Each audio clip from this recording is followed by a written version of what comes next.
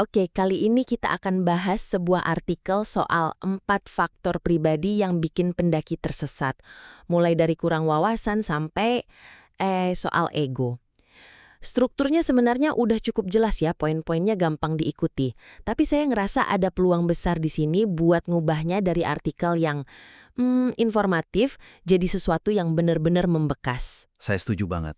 Fondasinya udah ada. Penulisnya udah berhasil mengidentifikasi variabel-variabel yang krusial. Iya kan? Nah, tantangannya sekarang adalah gimana caranya merangkai variabel-variabel ini jadi sebuah cerita yang punya daya kejut, yang bikin pembaca berhenti sejenak dan mikir, wah, ini bisa terjadi sama saya. Tepat, dan itu langsung membawa kita ke masalah pertama yang saya lihat. Artikel ini tuh rasanya kayak daftar poin yang kepisah-pisah.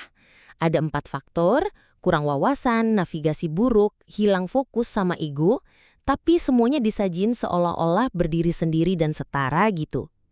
Dan disitulah letak jebakannya. Format daftar kayak gini secara nggak sadar ngasih kesan kalau pendaki itu bisa aja cuma ngalamin 1 dari 4 masalah ini. Oh iya ya. Padahal dalam skenario nyata di alam bebas, masalah-masalah ini tuh nggak pernah datang sendirian. Mereka itu komplotan.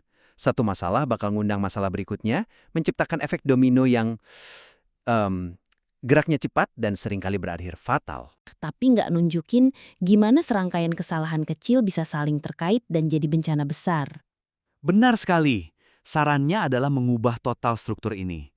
Alih-alih daftar, coba bayangin ini sebagai sebuah narasi kausal. Semacam alur cerita pendek yang nunjukin gimana satu faktor psikologis yang kelihatannya sepele bisa memicu serangkaian kegagalan teknis. Ini bakal mubah artikel dari sekedar daftar larangan jadi sebuah studi kasus mini yang, mencekam gitu, tentang anatomi sebuah kecelakaan. Oke. Mari kita coba bangun contohnya biar lebih konkret. Dari 4 poin itu, mana yang paling pas buat jadi pemicu utama di narasi ini? Saya bakal milih ego sebagai titik awalnya. Bukan karena itu yang terburuk ya, tapi karena itu pemicu internal yang paling sering nggak disadari. Kita bisa mulai dengan skenario seorang pendaki yang katakanlah cukup berpengalaman. Dia nggak arogan, tapi dia ngerasa udah kenal gunung ini. Dia mikir, saya udah sering lewat sini, nggak perlu lagi riset jalur detail atau ikut rombongan besar. Ini bukan kesombongan yang gimana gitu, tapi sebuah rasa percaya diri berlebih yang pelan-pelan menumpulkan kewaspadaannya. Saya paham. Jadi, ego ini jadi semacam blind spot gitu ya. Titik awal dari serangkaian keputusan yang kurang optimal. Dari situ gampang banget buat nyambungin ke faktor kedua, kurangnya wawasan. Karena ngerasa udah tahu segalanya, dia melewatin tahap riset krusial sebelum naik. Mungkin dia nggak ngecek lagi info dari base camp, atau nggak baca laporan cuaca terbaru, atau bahkan nggak tahu kalau ada bagian jalur yang rusak karena hujan deras minggu lalu. Wawasannya bukannya nggak ada, tapi nggak terupdate buat kondisi hari itu. Tepat sekali. Ego itu melahirkan kemalasan intelektual. Dan kemalasan itu menciptakan jurang antara persepsinya tentang jalur dengan realitas jalur yang sebenarnya. Disinilah narasi mulai menegang. Karena wawasannya nggak relevan, jalur yang dia anggap jalan pintas atau rute sepi yang asik, ternyata malah jadi jebakan. Medanya jauh lebih berat dari yang dia ingat. Dia jadi harus kerja 2 kali lebih keras, energinya habis lebih cepat. Dan kelelahan fisik yang ekstrim itu pasti bakal berdampak langsung ke kondisi mentalnya. Nah, disinilah faktor ketiga, yaitu hilang fokus masuk ke dalam cerita. Konsentrasinya pasti turun drastis. Otaknya udah nggak mikir strategis lagi, tapi masuk ke mode bertahan hidup. Yang penting terus melangkah. Mungkin dia lupa minum, lupa makan, atau nggak lagi merhatiin penanda-penanda alam di sekitarnya. Persis. Dan puncak dan rangkaian ini adalah saat faktor terakhir muncul, kegagalan navigasi. Dalam kondisi fisik yang terkuras, mental yang lelah dan mungkin udah mulai sedikit panik, kemampuan navigasi yang biasanya dia kuasai jadi nggak berguna. Dia mungkin masih megang kompas, tapi otaknya nggak bisa lagi nerjemahin arah dengan benar. Dia lihat peta, tapi kontur-kontur itu kelihatan kayak coretan acak aja. Di titik inilah dia resmi tersesat. Bukan karena satu kesalahan besar, tapi karena akumulasi dari 3 keputusan kecil yang dipicu oleh satu sikap mental di awal. Dengan alur cerita kayak gitu, pesannya jadi jauh lebih nusuk ya. Pembaca nggak lagi cuma ngapalin 4 poin, tapi mereka ngikutin sebuah kisah peringatan yang terasa sangat logis dan nyata.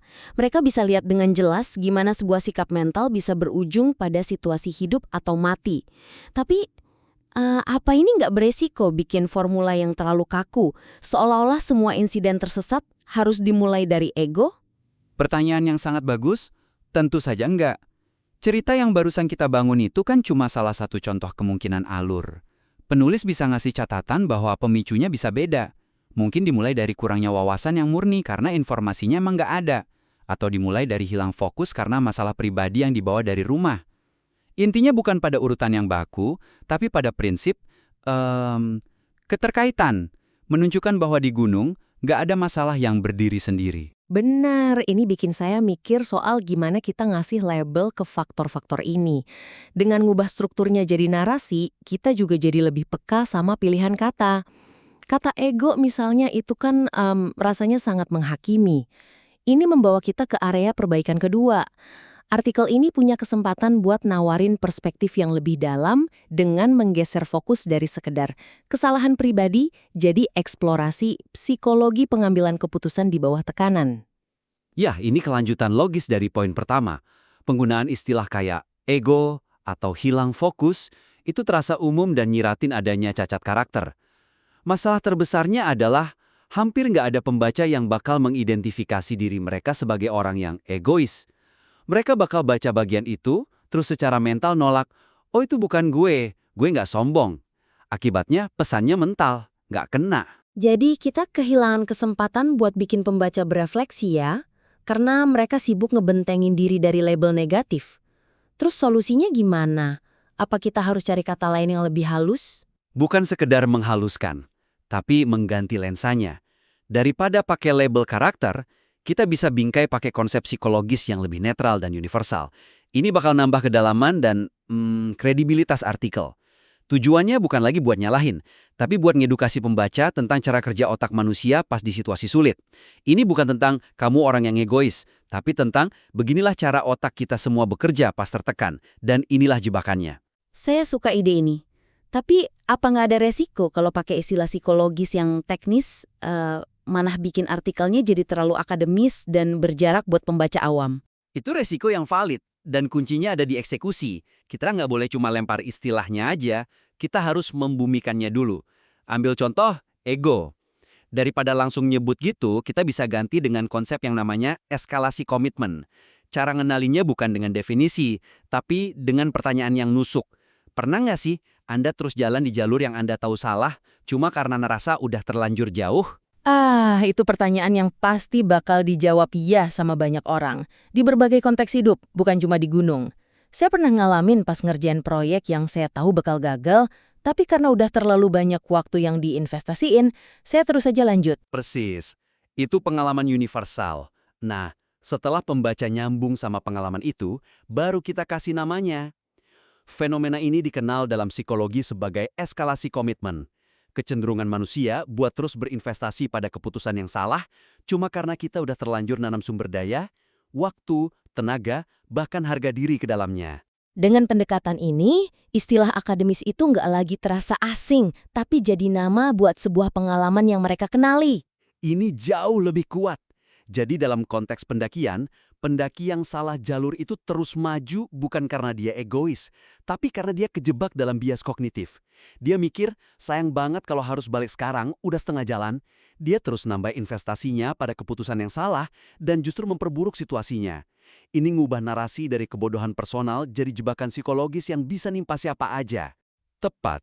Sekarang, mari kita terapkan logika yang sama pada hilang fokus. Ini juga istilah yang terlalu luas. Konsep yang lebih presisi dari psikologi kognitif itu terowongan kognitif atau cognitive tunneling.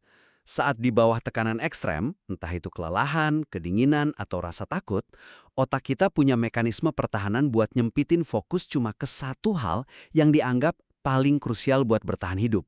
Saya bisa bayangin, misalnya di jalur yang sangat terjal dan licin, fokus kita mungkin nyempit cuma ke gimana nempatin kaki di langkah berikutnya atau di mana tangan harus pegangan. Kita jadi begitu terobsesi sama tugas mikro di depan mata. Dan saat itulah bahayanya muncul. Saat ngalamin cognitive tunneling, Kita secara efektif jadi buta dan tulis sama informasi lain di sekitar kita. Kita mungkin nggak sadar udah ngelewatin penanda jalur yang penting.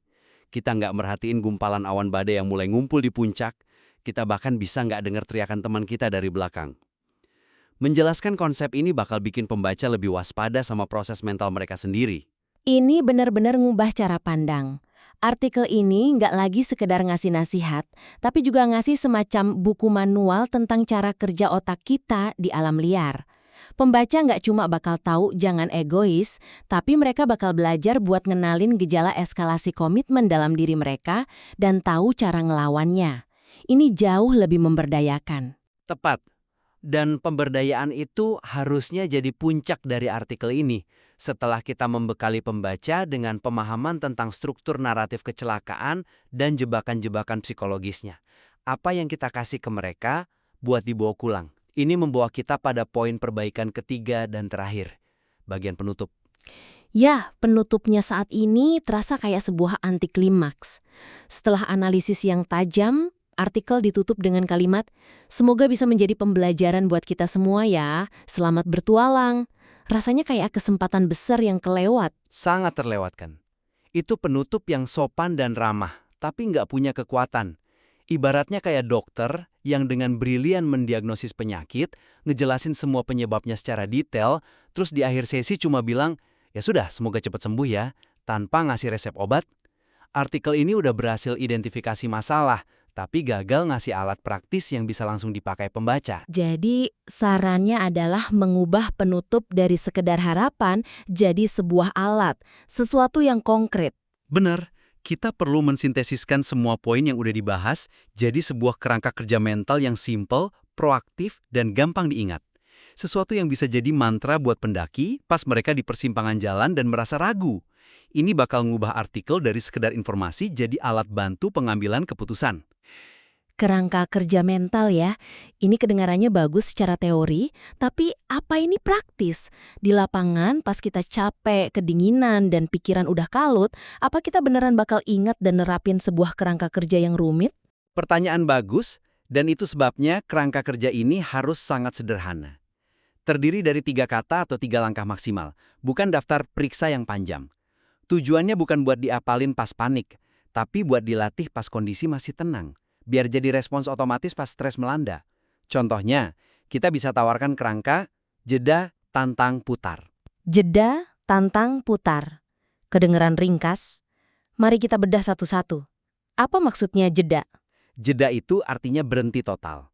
Bukan cuma ngelambakin langkah, tapi benar-benar berhenti. Duduk kalau perlu, lepas ransel, minum air. Langkah ini penting buat secara paksa mutus siklus cognitive tunneling. Saat kita berhenti gerak, otak kita dikasih kesempatan buat meribut dan memperluas lagi persepsinya. Di momen jeda ini, kita lakuin check-in internal. Apakah keputusan yang akan saya ambil ini didasari oleh logika atau oleh kelelahan? Oleh data atau oleh keinginan buat cepat sampai? Jadi, jeda itu langkah buat keluar dari mode otomatis dan kembali ke mode berpikir sadar. Terus, setelah jeda, masuk ke langkah kedua, tantang. Apa yang kita tantang? Kita menantang asumsi pertama kita. Ini penangkal langsung buat eskalasi komitmen. Kita harus maksa diri jadi pengacara setan buat diri kita sendiri. Ajukan pertanyaan-pertanyaan yang nggak nyaman.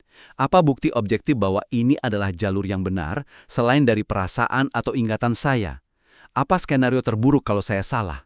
Apakah ada alternatif lain yang lebih aman, meskipun mungkin lebih jauh atau lebih ngebosenin? Menantang asumsi kita sendiri, itu tanda kedewasaan dalam mengambil keputusan, terutama di lingkungan berisiko tinggi. Dan yang terakhir dan mungkin yang paling sulit secara mental adalah putar. Benar, langkah ini yang paling krusial. Kerangka kerja ini harus secara eksplisit membingkai ulang makna putar balik. Di banyak subkultur, termasuk pendakian, mundur sering dianggap sebagai tanda kegagalan atau kelemahan. Kerangka ini harus negesin sebaliknya. Putar balik adalah sebuah strategi cerdas.